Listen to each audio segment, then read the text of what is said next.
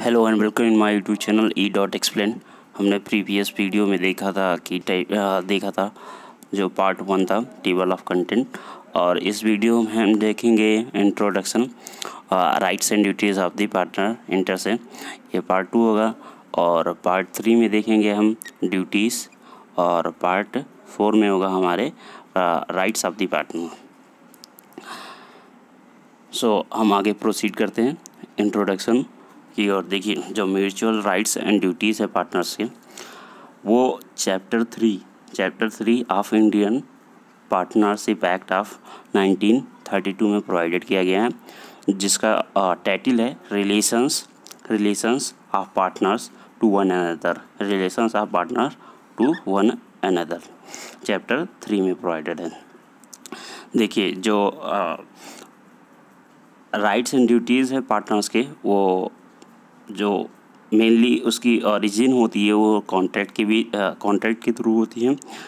देखिए, जो सेक्शन 11 है सब क्लॉज 1 इस एक्ट का, वो बताता है कि subject to the provisions of this act the mutual rights and duties of partners of a firm may be determined by the contract between the partners, and such contract may be expressed or may be implied by the course of dealing.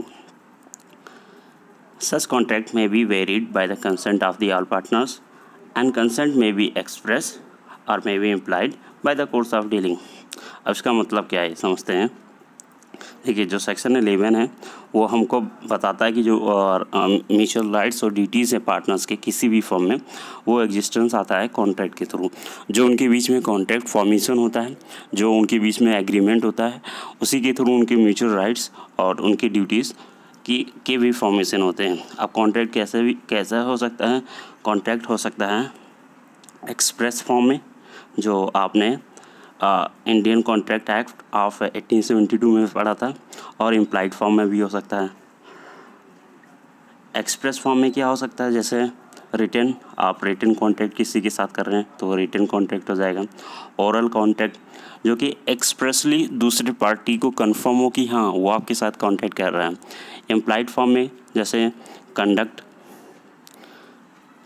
Of the party, या फिर कोई gesture, जैसे falling of the hammer, ये एक gesture हुआ, या कोई other business conduct है तो उसके थ्रू भी कॉन्ट्रैक्ट में एंटर किया जा सकता है। तो जो पार्टनर्स होते हैं उनके राइट्स और ड्यूटीज़ कहाँ से फॉर्म होती हैं? कॉन्ट्रैक्ट के थ्रू। वो कॉन्ट्रैक्ट एक्सप्रेस भी हो सकता है, जो कि रिटन या ओरल। इम्प्लाइड भी हो सकता है, जो कि बाय कंडक्ट या गेस्चर या किसी बिजनेस कंडक्ट के थ्रू। और ये पार्टनर्स के पास उनके पास एक राइट होता है, जो कि कह सकते हैं कि जो एग्रीमेंट है उसके जो कंटेंट है वो अपने हिसाब से वेरी करे। हर पार्टनर्स के एग्रीमेंट्स के जो उनके जो व्यूज हो सकते हैं वो वेरी करे। Any contract between the partners under this section shall subject to the provisions of the act. Thus, provisions of the Partners Act cannot be nullified by the partner deeds. इसका meaning ये हुआ कि अगर आप कोई partner deed बनाते हैं अपने फर्म को इस्टेब्लिश करने के लिए, तो उसके भी जितने भी एग्रीमेंट करेंगे आप, वो विद इन द प्रोविजंस होने चाहिए। Subject to the provisions mean उस एक्ट, जो पार्टनरशिप एक्ट है 1932 के, उसके प्रोविजंस के जो पैरामीटर्स हैं उसके प्रोविजंस के बिलो या फिर इक्वल होने चाहिए। आप कोई ऐसा पार्टनरशिप नहीं कर सकते हैं जो पार्टनरशिप एक्ट को ही नलीफाई करते हैं। आप किसी जैसे एग्जांपल के लिए आप पार्टनरशिप किसी इलीगल एक्टिविटी को करने के लिए नहीं कर सकते हैं, तो वो इस पार्टनरशिप के प्रोविजंस के अगेंस्ट। तो यही बताया गया कि आप जितने भी पार्टनर डीड बनाएंगे वो सब्जेक्ट टू दी प्रोविजंस होंगे।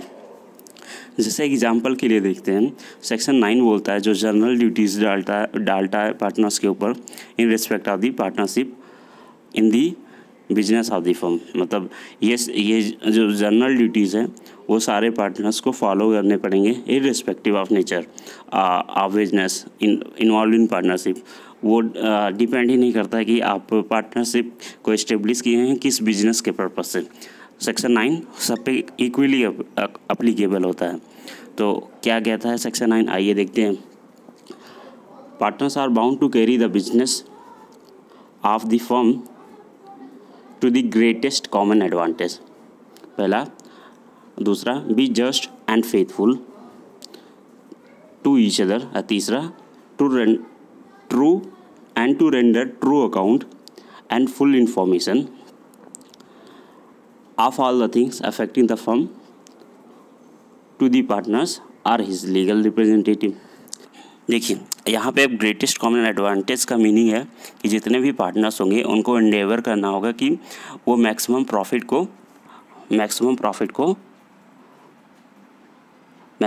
को वो सिक्योर कर सकें। तो greatest common advantage mean securing of the maximum profit. उसके बाद be and just to each other. Be and just to each other इसका मीनिंग होता है कि उनको ना आपस में जो पार्टनर्स हैं उनको आपस में कोई मलाइस नहीं होना चाहिए, उनके बीच में कोई मेलाफाइड इंटेंशन नहीं होना चाहिए। एक अपने जो भी स्किल है उनके पास, उस स्किल से अपने एबिलिटीज़ को फर्म को इस्टेब्लिश करने में प्लस फर्म को एडवांस करने में उनको जितनी भी सारी एक्टिविटीज़ रिलेटेड हो वो फर्म से ही रिलेटेड हो। तीसरा है to render true account and full information. Meaning है कि किसी भी पार्टनर्स को पर्सनल प्रॉफिट नहीं करना चाहिए उस पार्टनरशिप्स के प्रॉपर्टी के थ्रू यूज़ करके, पार्टनरशिप की प्रॉपर्टी है या फिर कोई भी पार्टनरशिप की प्रॉपर्टी को यूज़ करके आप अपने जो जितने भी एक्टिविटीज़ हैं, आप अपनी जितने भी स्किल्स हैं, आपके पास जितने भी स्किल्स हैं वो आप डिस्क्लोज़ करेंगे अपने अदर पार्टनर्स को कि आप किस काम करने में माहिर हैं, आपकी स्किल क्या है, एबिलिटीज़ क्या है, आप किस काम को अच्छे से कर सकते हैं। तो to render true account and full information, इसका मतलब ये है कि आप कोई पर्सनल प्रॉफिट नहीं कर सकते हैं। अगर इन केस आप पर्सनल प्रॉफिट करते भी हैं तो section 16 of Indian contract act के थ्रू आपको वो अकाउंट करना होगा फर्म को। एक केस देख लेते हैं जिसमें जिस केस का नाम है डोगरामल वर्सेस सुमन राय। इसमें ये हुआ था, it was held that account book of partnership are regarded as primary facie evidence against the partners. मतलब कि अगर पार्टनर्स के बीच में कोई डिस्कॉर्ड अराइज होता है, उनके बीच में कोई कंटेंशन होता है किसी बात को लेकर, तो उस जो अकाउंट बुक है उसको एज एविडेंस यूज़ किया जा सकता है कोर्ट में अगेंस्ट द पार्टनर्स, मतलब अदर पार्टनर्स के अगेंस्ट में। All partners can inspect the book such account book, मतलब जो पार्टनर्स होते हैं उनके पास राइट्स होती हैं कि वो उस बुक को इंस्पेक्ट कर सकें, देख सकें कि उसका लेखा जोखा क्या है, उसमें कितने मतलब एक्टिविटीज़ पार्टनर्स फर्म ने कंडक्ट किए हैं, तो वो सारे पार्टनर्स के पास राइट्स होता है। सो ये हमारा पार्ट 2 था जिसमें हमने देखा कि इंट्रोडक्शन क्या है, उनके जो पार्टनरशिप है उसकी जेनेसिस कहाँ से होती है, मतलब कि पार्टनरशिप में राइट एंड ड्यूटीज़ की जेनेसिस कहाँ पर से होती है, किस सेक्शन में प्रोवाइडेड है, कहाँ किस चैप्टर में प्रोवाइडेड है कि जो पार्टनर्स के राइट्स एंड ड्यूटीज़ होंगी वो कहाँ से रेगुलेट होंगी और उसका टाइटल क्या है। And now it's time to say bye adieu until we meet in the next video. Till for like, share and subscribe our video. Next video में जो वीडियो नंबर 3 होगी उसमें हम डिस्कस करेंगे duties of the partners. Thank you.